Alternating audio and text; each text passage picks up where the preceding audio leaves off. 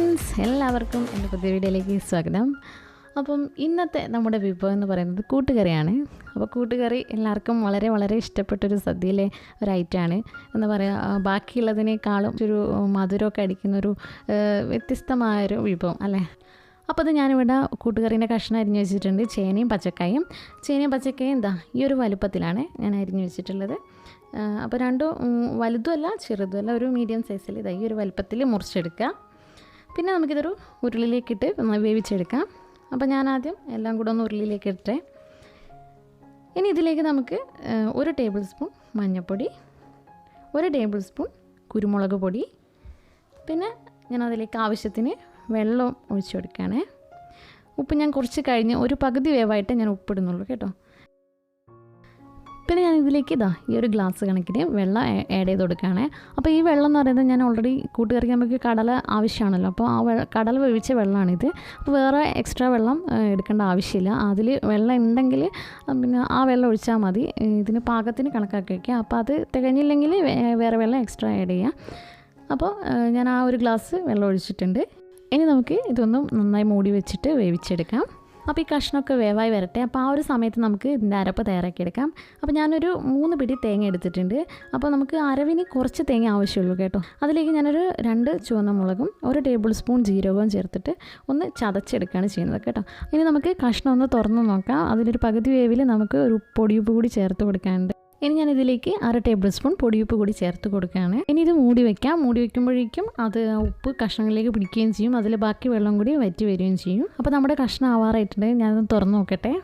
പിന്നെ അപ്പോൾ നമ്മുടെ കഷ്ണമൊക്കെ പാകത്തിന് വെന്ത് വന്നിട്ടുണ്ട്. അപ്പോൾ നന്നായിട്ട് വെള്ളമൊക്കെ വറ്റി വന്ന് പാകത്തിന് വേവൊക്കെ ആയിട്ടുണ്ട്. നിങ്ങൾ കൂട്ടുകറി തയ്യാറാക്കുമ്പോൾ വെള്ളം അല്പം കൂടിപ്പോയിട്ടുണ്ടെങ്കിൽ തുറന്ന് വെച്ചിട്ട് അതിൻ്റെ ആവി കളഞ്ഞെടുക്കാം. അപ്പോൾ വെള്ളമൊക്കെ പാകമായിട്ട് വറ്റി കിട്ടും.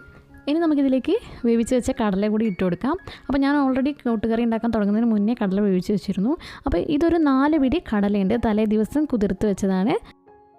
അപ്പോൾ കടല ഞാനൊരു ഹൈ ഫ്ലെയിമിലും ലോ ഫ്ലെയിമിലും ഓരോ വിസിൽ അടുപ്പിച്ചെടുത്തതാണിത് കണ്ടോ. അപ്പോൾ ഞാൻ ഇത്രയും ക്വാണ്ടിറ്റി ഉള്ളതുകൊണ്ടാണ് 4 പിടിയൊക്കെ കടല പൊതിർത്തതും ഉപയോഗിച്ചതും.